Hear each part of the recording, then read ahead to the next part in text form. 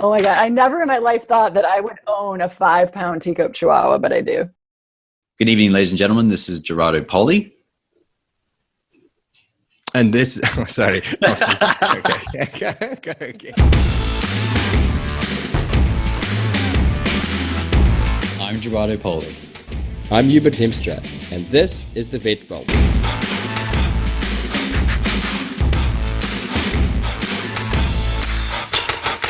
Hello, Vet Vaulters, and welcome. We have a bumper episode for you today with a guest who came highly recommended as someone to talk to about finding balance between practice ownership and family life. Dr. Kathy Anderson has been a practice owner for almost 5 years, and under her guidance, the practice has grown from a 2-vet business to a bustling 6-vet practice and has seen a huge increase in revenue, which is impressive in itself.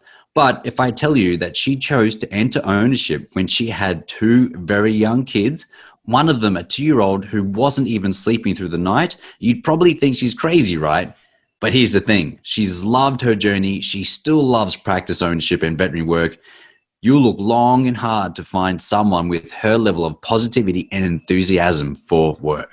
Our conversation with Kathy covers all aspects of pursuing balance, like how to ensure time off for yourself, Kathy's tips for happy teams and a profitable business, the practicalities of mixing young kids and owning a business, and guilt, something that most parents/business owners would be all too familiar with.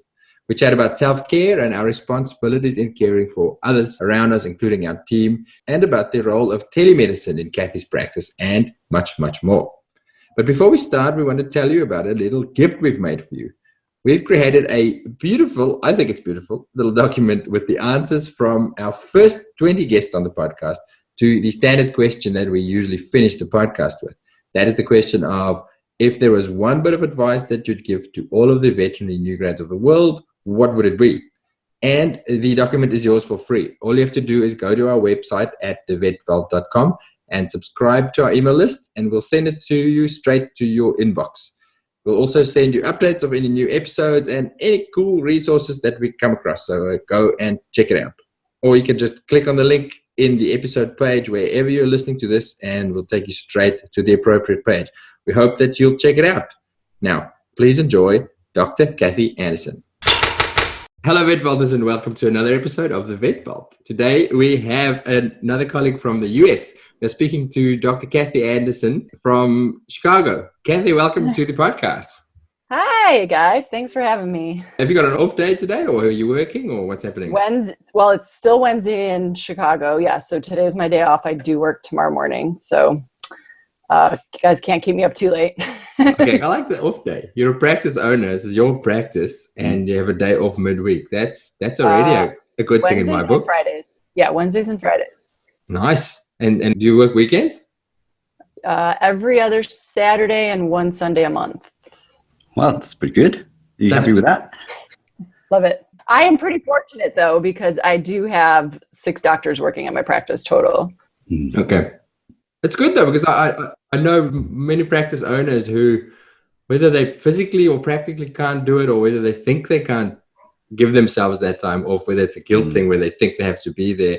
How do you achieve that? How did you get there? Has it always been that way? So when I bought into the practice 4 years ago, it was pretty much just 2 doctors. So over the last 4 years, we went from 2 to 6. Wow, man. And that has enabled me to basically take more time off, so I don't have to be there every day. It's really hard. It's really hard finding veterinarians, I think, all over the world. I don't think that's just a problem in the US. Okay. That's my understanding. But we've been fortunate enough, I think, being in a big metropolitan area, there's enough, doctors to go around. So yeah, having 6 doctors has really been helpful to be able to give myself that time away from work, that much, much needed time away from work. But I do feel guilty, like you brought up. That guilt is a real thing, because either you're at work and you feel guilty because you're missing something at home with the family, or you're, at home on your day off thinking, well, maybe I should be, looking at the numbers or doing some CE or whatever. But you can't let that guilt get you, right? Mm. There's only so many hours in a day to accomplish everything. So you went from, when you bought in, it was 2 vets. So yourself and one other vet, is that right? Yeah. And then you moved to 6. Basically myself and the previous practice owner. Okay. Yeah. Okay, cool. And then built it up to 6. Like, when did you get to the point where you realized, look, I needed to have a day? Like, did it get to the point where, you're working every day and in the business, on the business, and then it's just like, boosh, something snapped, you had this major kind of like, I don't know, you went and bought a sports car or something, trying to have your midlife crisis or whatever. And, or did it just like progressively, you just knew that you needed to schedule time out and that kind of stuff?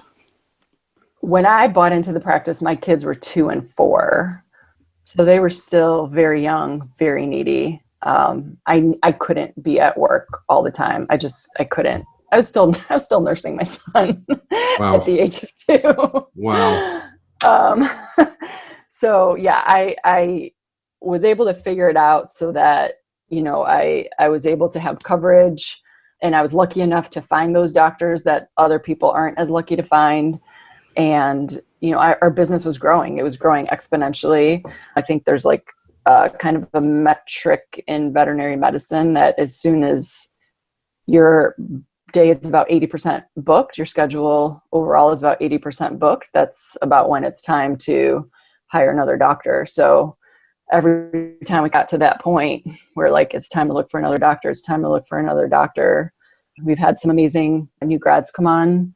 So it's been really fun, working with them, kind of mentoring them, showing them the ways of veterinary medicine, the good, the bad, the ugly. So did you, when you bought into the practice and you had a 2-year-old and a 4-year-old, well done, first of all, that's a full-time job, and then you take on practice ownership. Yeah. I have so many questions to ask, but we'll come back to all of that. So, yeah. but did you structure those off days into your roster right from the beginning as a necessity to deal with the kids, or when you started, were you 5-6 days a week? How did you schedule it? I think I learned fairly early on that in order to be my best person, the best doctor I can be, the best, mom, wife, daughter I could be, I needed to take that time away from work. Like, as much as I love veterinary medicine, and that's such an important part of my life, I think I just realized pretty early on, I can't let this consume me. I've seen too many doctors get burnt out. And so I think I just kind of took that time to step away, and I said, whatever happens will happen. If I'm not at the business, I've hired competent people that can take my place and see appointments. So I just had to learn to trust them, and it all just kind of worked out. Yeah. I love that. I kind of agree with you more. I think there are unique individuals in any profession who love it so much that they just want to do it all the time, and it's fine for them.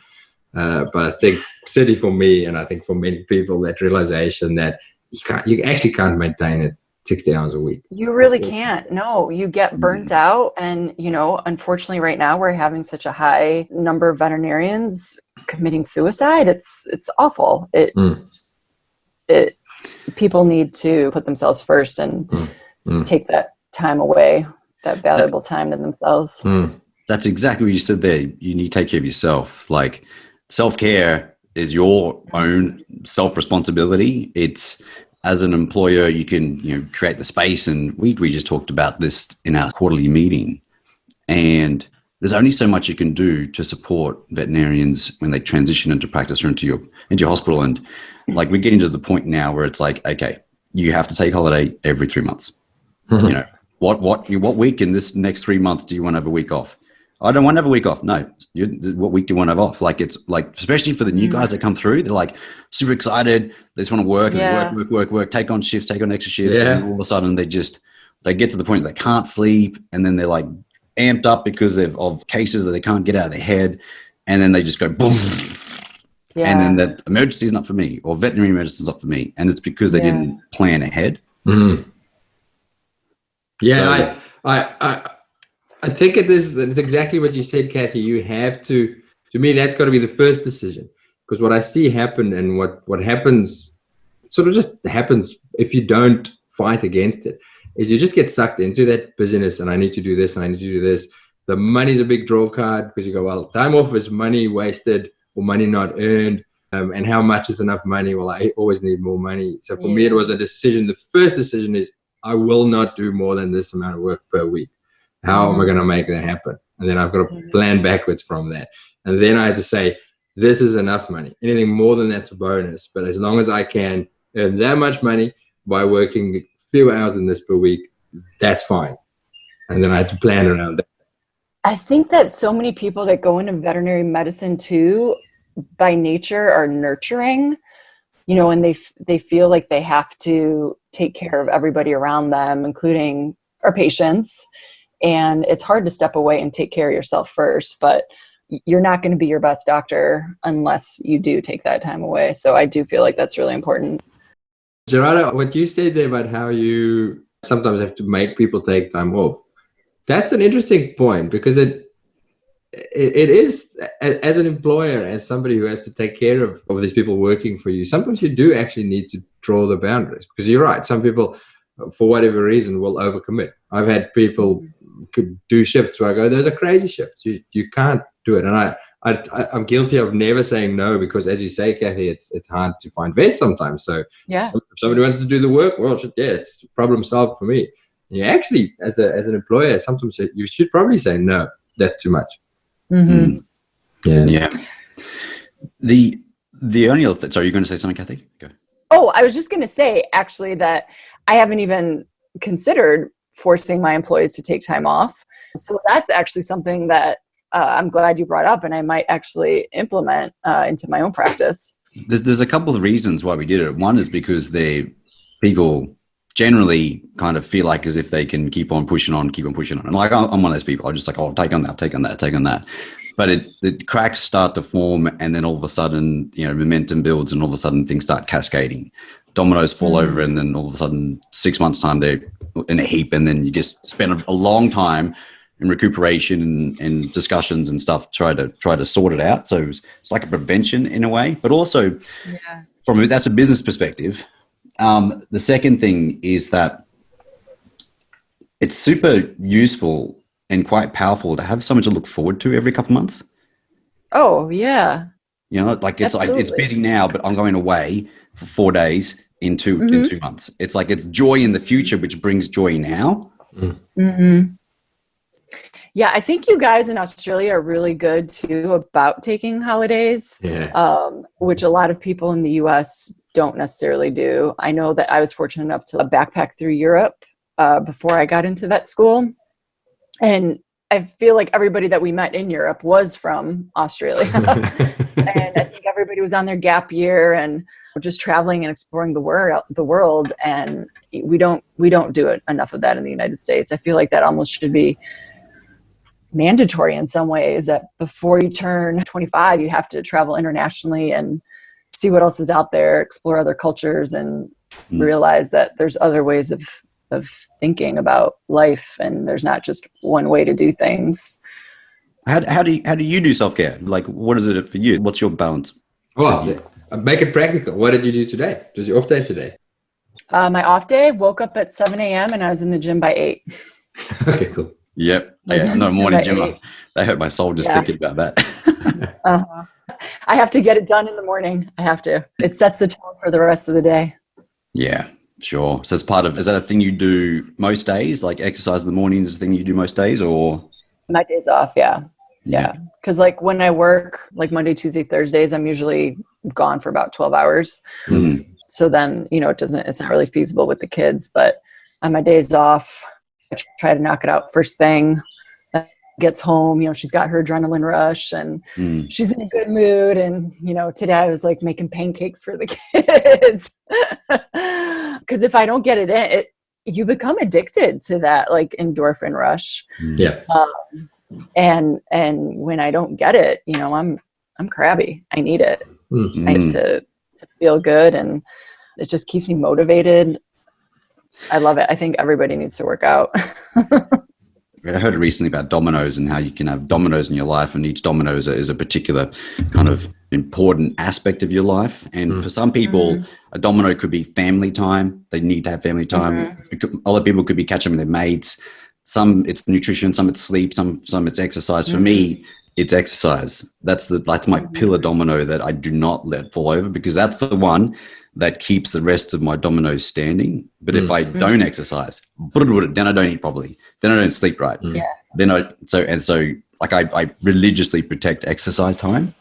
So was that what exercise is for you? Yeah. And actually, like what you were saying, because I practice Chinese medicine, it almost kind of resonates with what I've learned with Chinese medicine. Like for optimal health, there are the fundamentals besides your diet, your exercise, you need to sleep, taking herbs. So yeah, it's all just it all just goes together, right? And absolutely right. If you don't do one, then you're most likely going to not do the rest. So it is a domino effect. How do you make sure you get to that exercise? Because I can imagine on an off day, there's a million things that you need to do, in inverted commas, need to do or have to do, or demands on your time, or the kids want this, or the husband wants this. How do you make sure you get to it? I just make it a priority. That is probably my number one priority on my day off. And that's why I do it first thing in the morning before life gets in the way. I think you have to make it a priority. With exercise, it's all or nothing. If you don't put it number one in your mind, it's not going to happen. You're going to find 10 other excuses, 10 other things to do instead. Yeah, absolutely. So much to talk about, because you've said so many things already that I want to circle back to. But let's talk first about how practice ownership happened for you. It's a big decision, especially for somebody with 2 young kids. How the hell do you decide to make that jump? What was your journey from practicing vet to mom to practice owner? So out of vet school, when I started working, I've actually been at the same practice for 15 years. Oh, wow. So not too many people could say that. So when I first started practicing, I was just kind of working on perfecting, my style. Then I started studying Chinese medicine. So I just focused on that. I always had ownership in the back of my mind, but initially, it wasn't at the forefront. And then the Great Recession hit, right? Like 2008 through 2011 or so. And it kind of sucked for a while here at the practice that I was at. There was my counterpart, the other general practitioner, was let go. There was employees that had been at this practice for 20 years. They were getting let go. It was scary. And I watched all that, and I watched the previous owner stressing out, getting calls from credit card companies because they weren't making their payments. And that just painted a really kind of awful picture for practice ownership.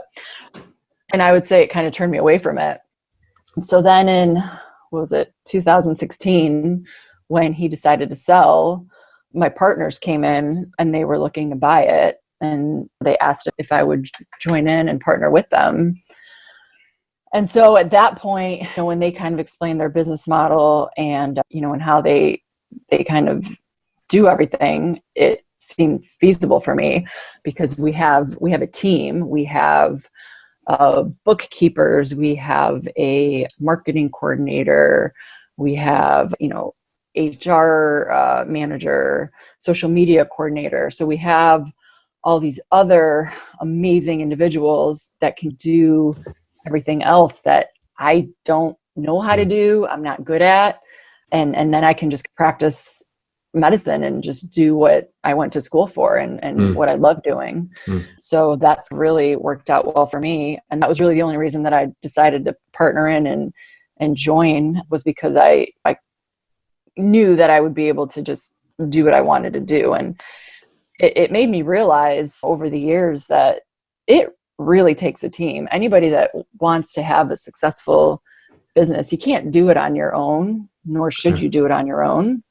You really need to find all these other individuals that can do all those things that you don't know how to do, and trust in other people. I know we're perfectionists as veterinarians, and we like to think that we have to do it all ourselves. But I think that letting go of the reins and letting other people handle some things is beneficial to everybody. So if you say partners, do you mean current Do you co-own the business with an external bunch of partners who do some of the back end work? So you're part of a bigger group, or how does it? Yeah, there's three other partners, so we're all equal, 25% owners. I'm the only one that pretty much works at the practice. The other three partners don't usually actually work in the practice. They don't necessarily see patients, but they do a lot of work outside of the business, the banking and the taxes and all that stuff that I don't even want to think about. They're always there. They have so much experience behind them. They're all older. They've all owned practices for a lot longer than I have. So I rely on them heavily anytime, shit hits the fan. They've been through it all. It's so useful, especially when it comes into transition to practice, to have mentors and to have support. Because as you said, if you do your solo practice ownership, there's a lot of hats you have to wear. And, you just talked about accounting, you talked about tax, you talked about HR, you talked about advertising, marketing, and then who wants to do that? then you then have to practice your craft, right? What we were trained to do, and it can be massively overwhelming. I love that idea of just being able to focus on building the business, providing the best care that you can. Yeah, the pen is sort of dropping for me there. That could well be the solution, because otherwise it is very, very, very taxing and very overwhelming. Because most people that I know go, I want to buy this practice and do it solo. And then they often end up hating it because they feel slightly underskilled and underperforming in pretty much everything, because you don't get to do any of it well. Yeah, you're trapped. Yeah, right? Exactly. Now I have this thing, and I have these people depending on me, and I've got these patients depending on me, and I've got kids at home, and I just freaking hate it.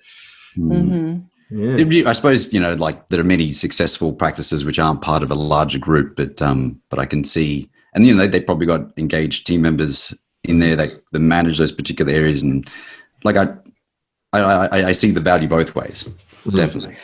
Yeah, and even within the practice, just our day-to-day work, there's still so much to do, training, educating clients about insurance. And so I love delegating employees and giving them certain tasks.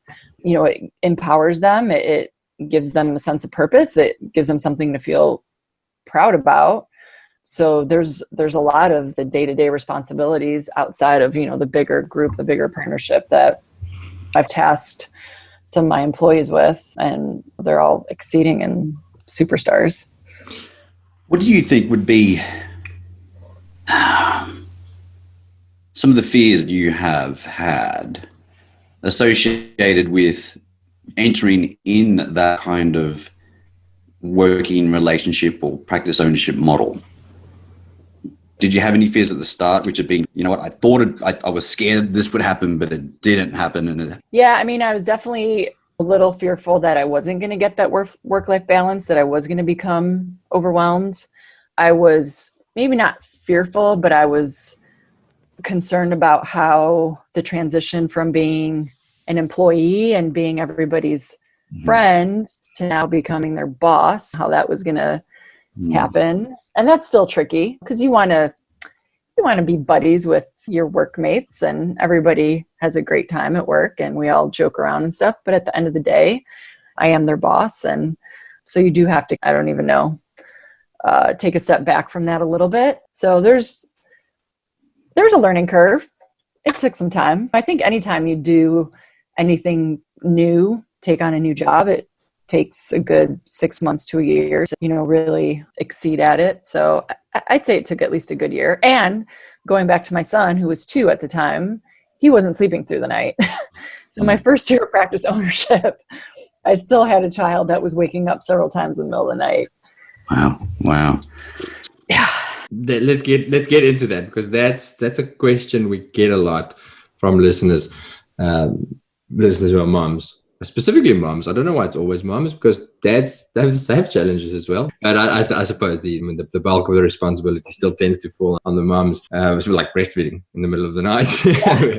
Right. How did you survive? How did you practically? How did you make it work? How did you manage? Coffee and wine. I love the alternating. Coffee and wine.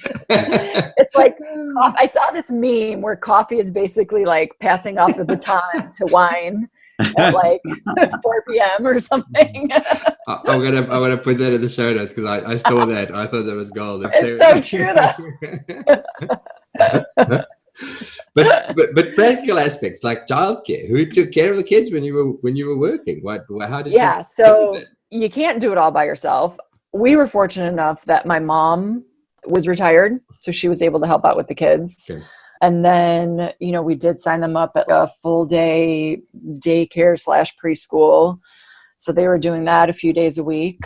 Yeah. So I heavily relied on other people to give myself that sanity. You mentioned a word earlier that I think is a big thing, and we haven't talked about that, is guilt.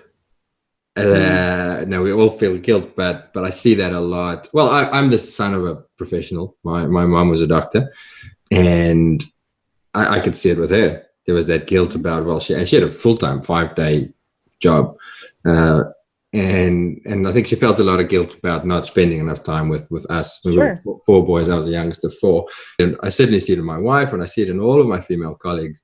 They want to work. They have these brains. They're obviously not unintelligent. They got through vet school. They had goals with their life. You don't study a 6-year course if you don't have a vision for it, but you want kids and you have kids. And how do you reconcile that?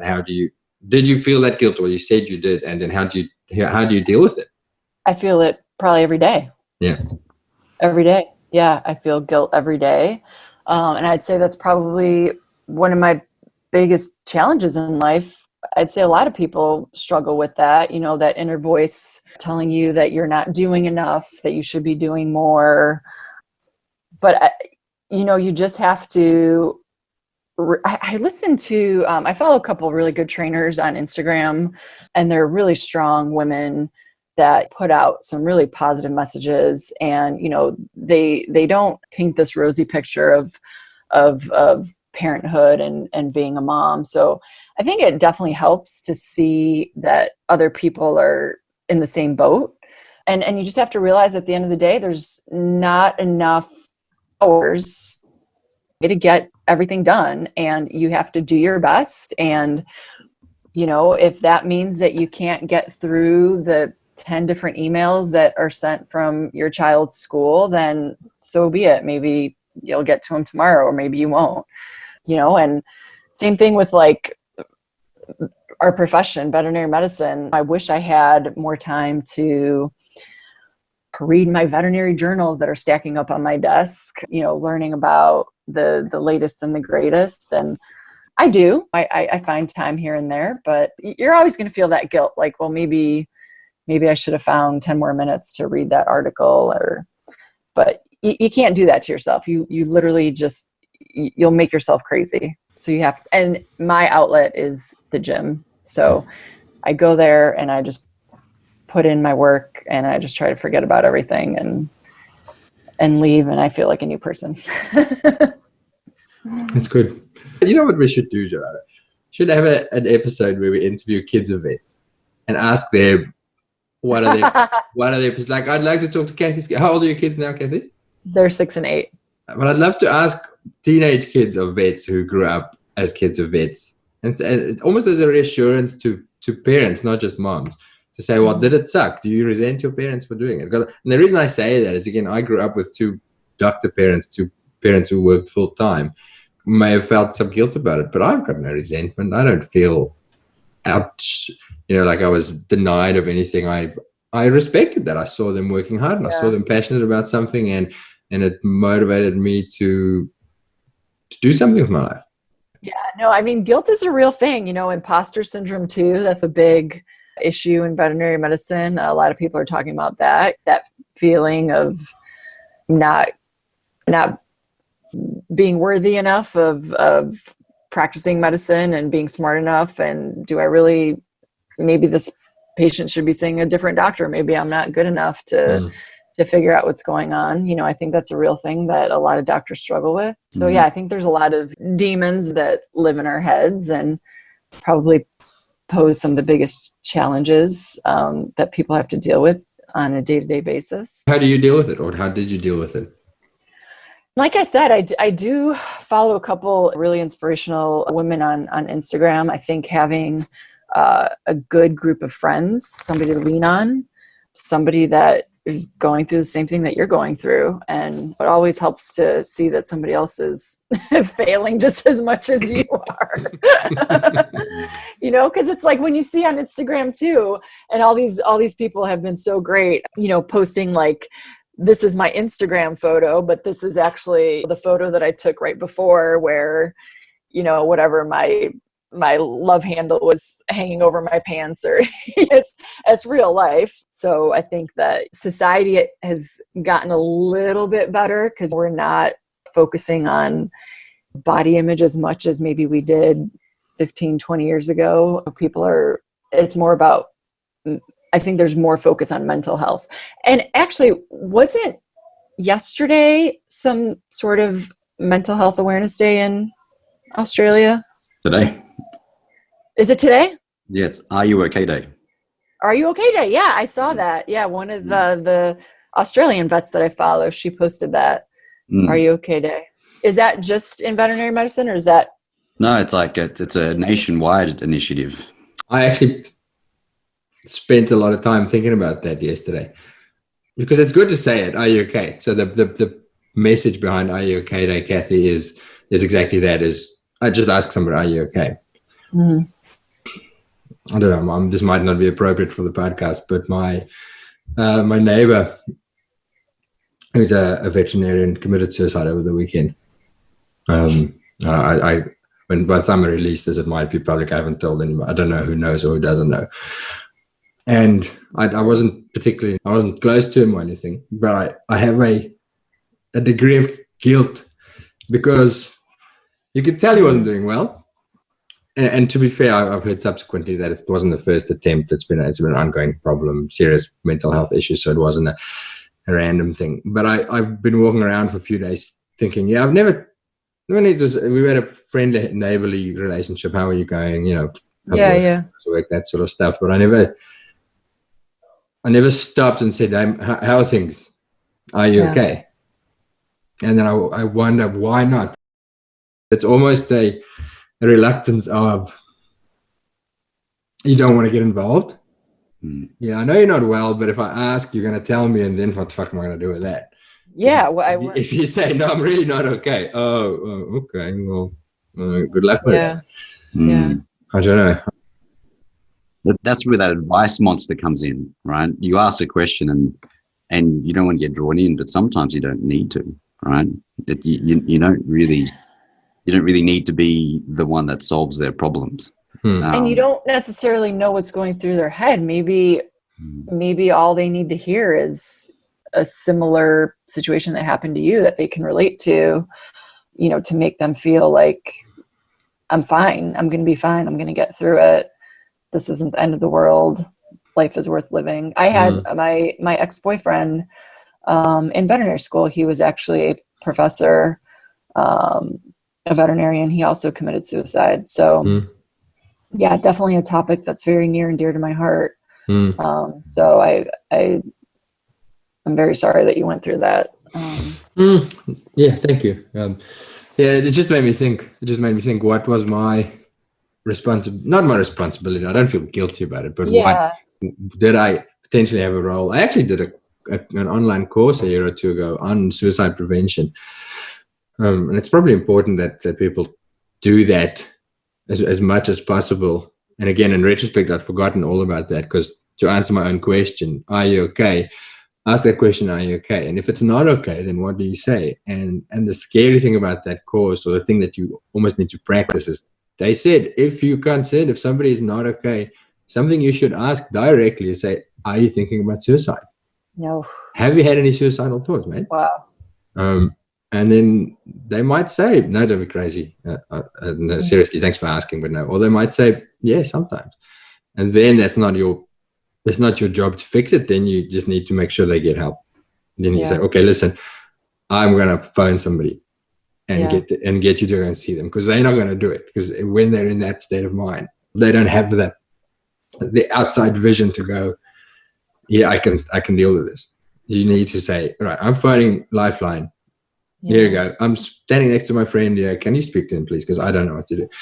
But yeah, I might find that resource again and put it in the show notes, because when I heard it happen, I felt a bit paralyzed going, yeah, well, should I have? We offer our employees, we have this like employee assistance program that is free and it's anonymous to all our employees. And if they ever need to talk to somebody, if they're dealing with anything, substance abuse, whatever it is, it's completely anonymous. They don't get in trouble. If they're thinking about committing suicide, there's somebody there to talk to. That is a pretty powerful tool that we do offer in our practice, and I think it's wonderful. That's excellent. Well done. Mm-hmm. Yeah. Okay. Sorry, where did we go to from here? Sorry. I think what you said something there about all the balancing act of things, but one thing that really struck a chord with me when I was going through my tough time in leadership and transitioning to leadership and trying to balance everything, and I was kind of like, what would be my key productive output? What would be the key thing that I need to produce? Is it being on the floor as a veterinarian? Is it being a hospital director and building relationships? Is it creating training programs that help mentor our, scaling the impact of our training programs? So like for me, it changes. And it's changed numerous times, but it's always that one question helped me know where to prioritize my time and not feel so guilty about some things, especially from the business side of things. What would you say was your key outputs, like your key things as in your role as practice owner? I think communication, honestly, taking that time to communicate with my manager, who runs everything behind the scenes, communicating with her, kind of getting a feel for what's going on with the team. And then also just working with the new grads, because so many of them, when they come out of vet school, you have all the veterinary knowledge, but maybe you don't necessarily know how to convey ideas or thoughts to owners. So I think that mentoring these new grads, giving them that confidence, teaching them, just almost basic communication skills and how to build relationships with clients. I think those are the main things for me. Yeah. I can see how that would happen. And that's potentially how you've scaled from 2 to 6 vets. It's each time a new vet comes through, helping coach, mentor them to build relationships so those clients then stay, then they get more clients and progressively grows from there. I can see how that key output has potentially resulted in growth. Mm-hmm. Oh, let's turn that into a question. You mentioned earlier when you're talking about how hard it is to recruit vets, and you said you're lucky that you found vets. I doubt that it's luck.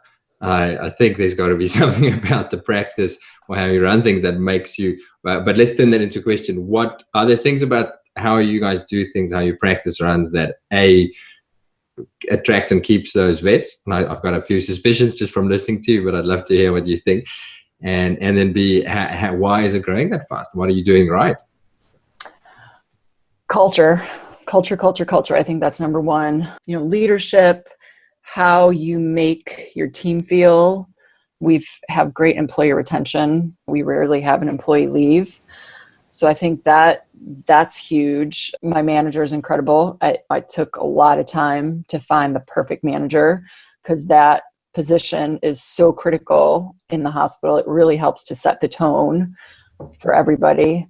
We also did a remodel, which I think a lot of veterinarians are very hesitant to take on a big project like that for several reasons. Obviously cost, but also just the time and the energy that goes into design and everything. But we did $1 million remodel that was completed about 2 years ago. And, I think that itself, our new client numbers just skyrocketed the month that remodel was over. I think that our new patient numbers doubled almost instantly. And I think it's because clients just like things that are nice and new. And we have this beautiful, welcoming lobby. So I think sometimes, giving your practice just a little bit of a remodel or just a little bit of a facelift can really go a long way. It works for vets as well, for staff, I say vets, but for employment, the practice I worked at had a massive revamp about 5 years in. And I loved going to work way more for years after. And it wasn't a short-term thing. It was for several years afterwards. I was much happier going to work because it was a nice work environment. Because it wasn't dark and dingy and smelly. And if you go for an interview at a vet practice and it looks really nice, you're gonna go, oh, I could see myself spending time in this building. Yep. Yeah. So I think that's a hard pill for a lot of veterinarians to swallow, is it maybe takes money to make money, but it worked out really well in our situation. I love it. That's a difficult one, to weigh it up. Like, the investment of that, we're going to get the return on that, but then it's not just clients, it's staff morale, well-being. Morale, yep. Yeah. I mean, it was 9 months of dust and noise, and but it was worth it. It was worth it, 100%. I would do it again. Hubert was saying before that your practice there offers telemedicine as part of COVID and tackling COVID. Like, is that right? Yeah. So this was a topic that I was really interested in, probably going back 2 years now, but we didn't actually implement it until COVID hit.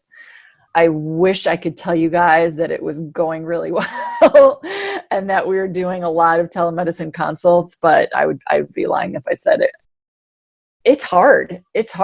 And I don't know what the laws are like in Australia, but in Illinois, for example, in order to practice veterinary medicine, we have to have that valid doctor-patient relationship.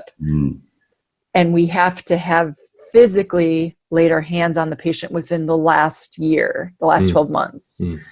So there are plenty of people that want to do these telemedicine consults that have never been into our practice at all, or they haven't been in a year and a half. And at that point, they're not eligible.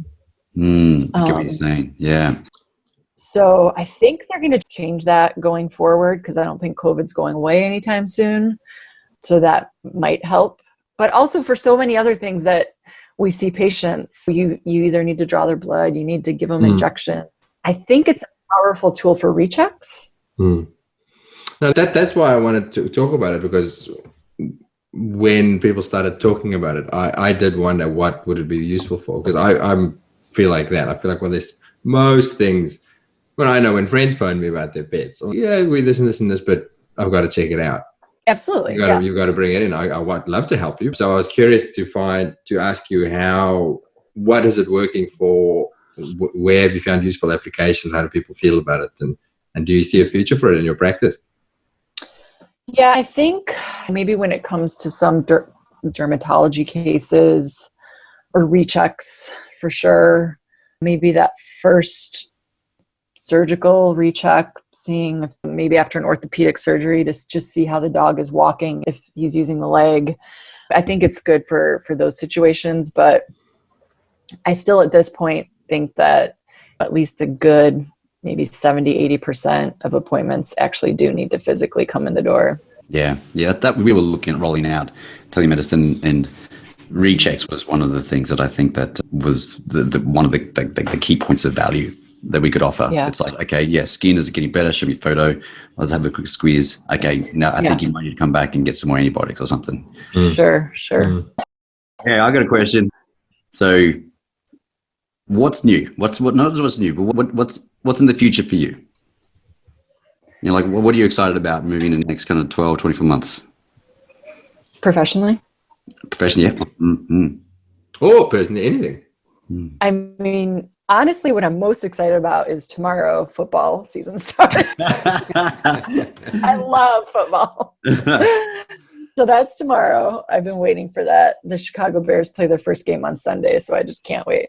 Love it. But aside from that, I think I've gotten to the point in my career where I could probably consider taking on a second hospital to become a part owner of. So that's something that maybe not in the next 12 months, but maybe in the next 24 months, I would potentially explore. Staying with the same model that I am now within the same organization, because that's really worked out well for me. That's cool. I love that. I love the career progression. That's the awesome things about the podcast when we talk to successful veterinarians. It's like the progression and where they're next. Like, because for some people go, okay, you got your practice, you're going to sit there and just stay with one, but they'll, Yeah, well, that's the question. I'm curious, why would you consider doing it, Kathy? Because I think I've gotten the practice to such a good point where I could replace myself fairly easily. If I hire another doctor or two, I think within the next couple of years, I probably could replace myself, and then do it all over again. Yeah, but why? Why not just go, okay, cool, I've replaced myself, income's coming in, I'm going to kick back and go to the gym every day and hang with my kids? I actually could go to the gym every day. You're right. That does sound pretty good.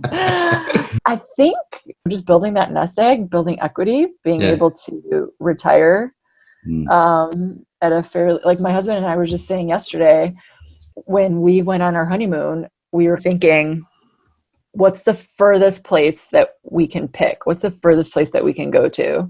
Because when we're older, we're not going to want to travel so far.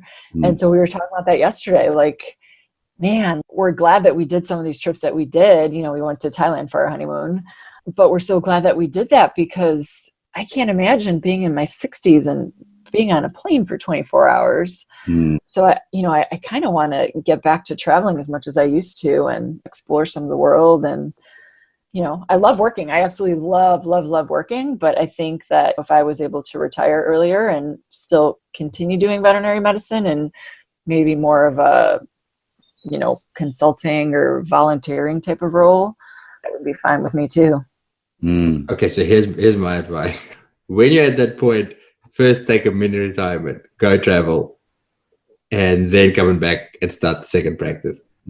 Okay. All right. That's if you're allowed to fly internationally. Yeah, obviously. Take 3 months, go and do your traveling, let the practice run itself, and then come back. Get it out of my system. That's not a bad way. Yeah. Anyway, that's how I think about things.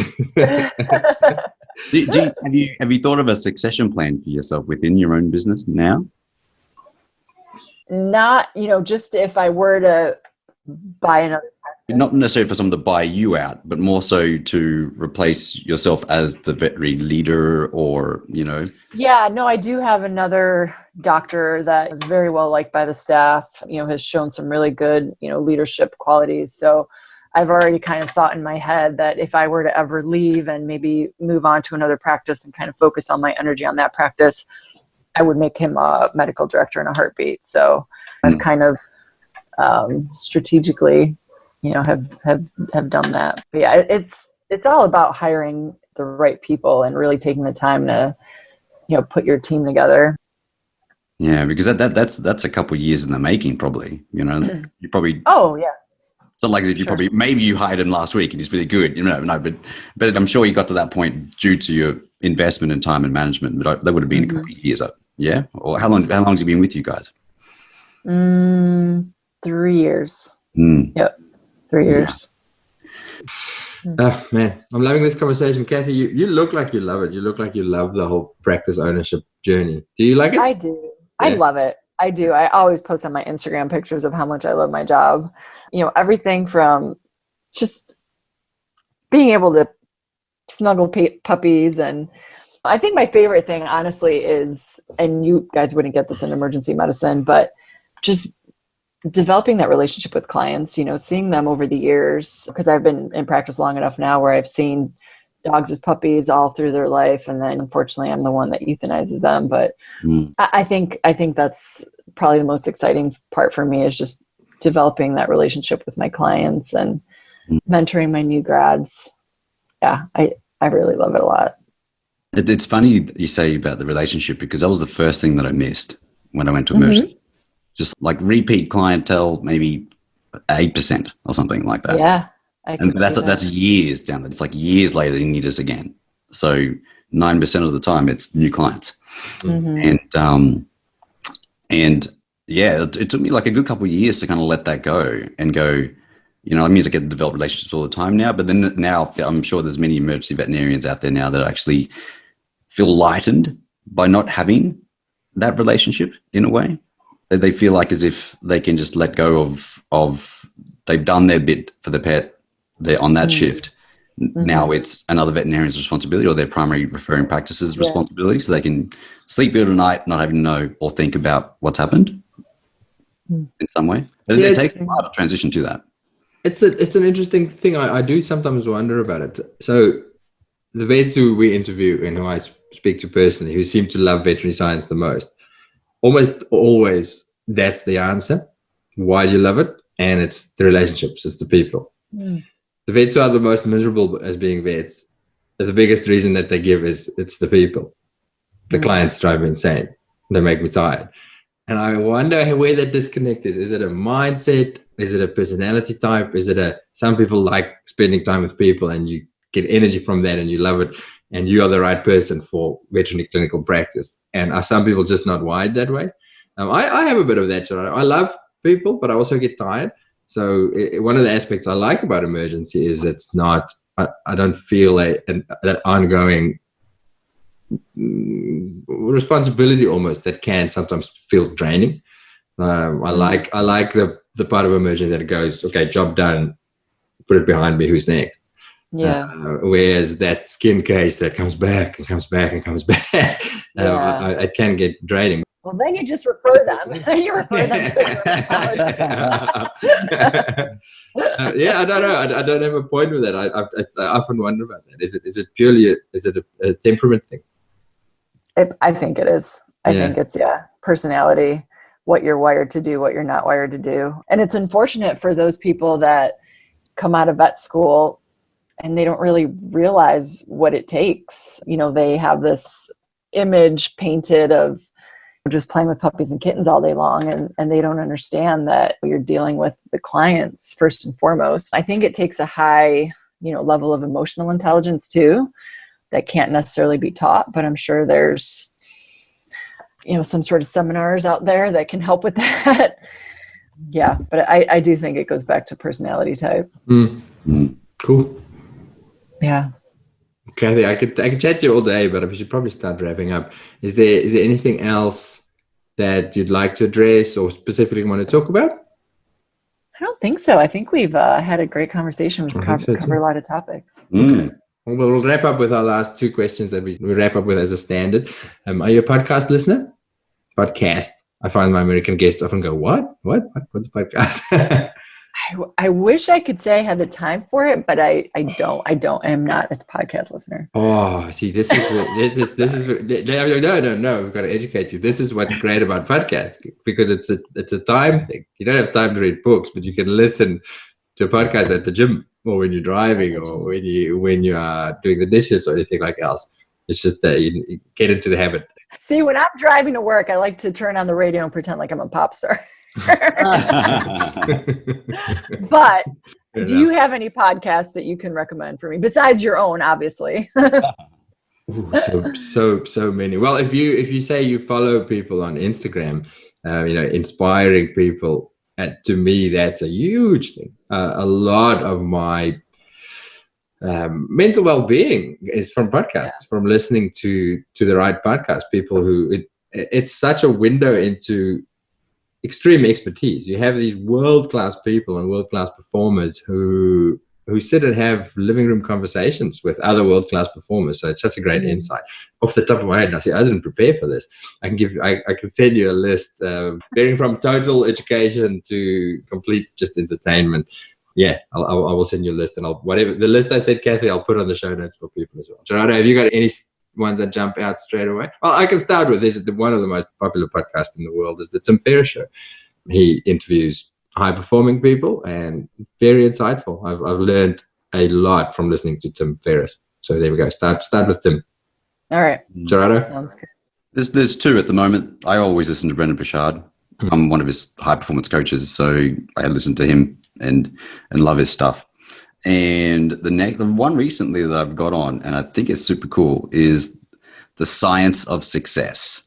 And yeah, it's a really easy listening podcast, but can get really quite detailed into things like longevity, how to increase your lifespan, what's the science behind it, or it's like things like how to develop real courage, or how to so they get these experts in these really, really specific fields. And I find it really insightful for leadership. It sounds amazing. I love the title. My current favorite, but I think it's partially just because I like his voice. Have you read any of Seth Godin's books?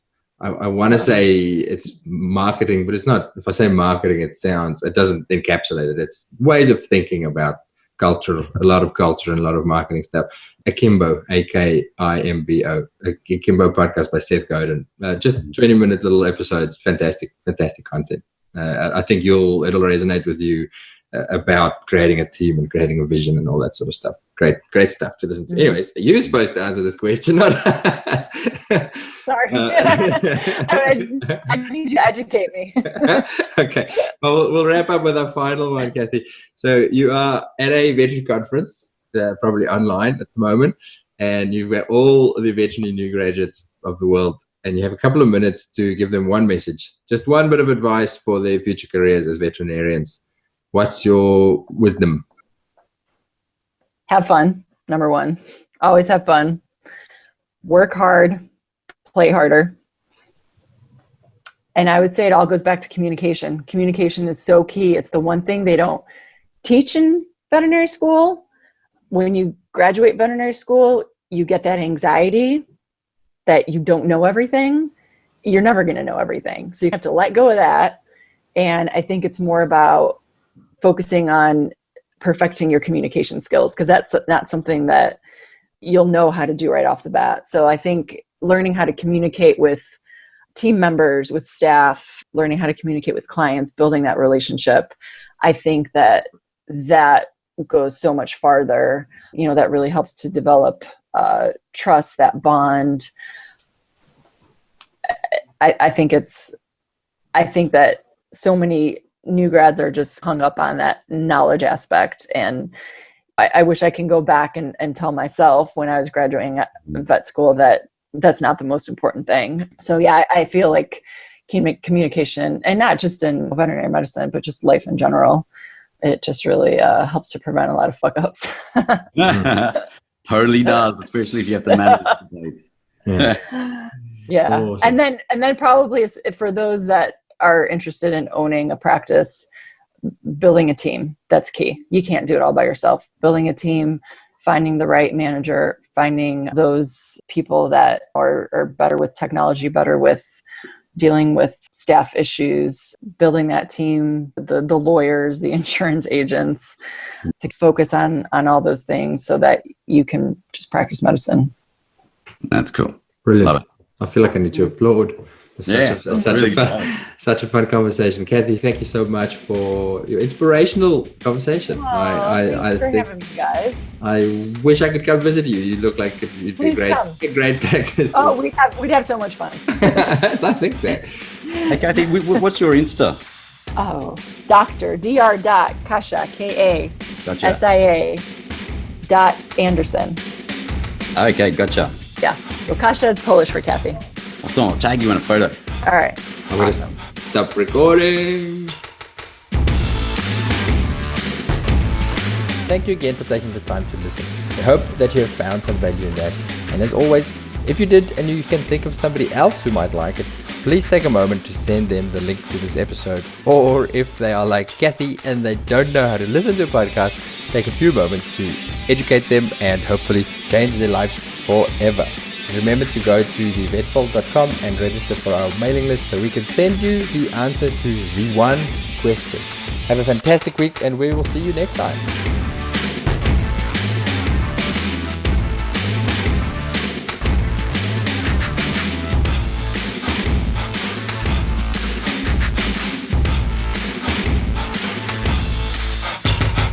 Oh God, I did that in one fucking breath.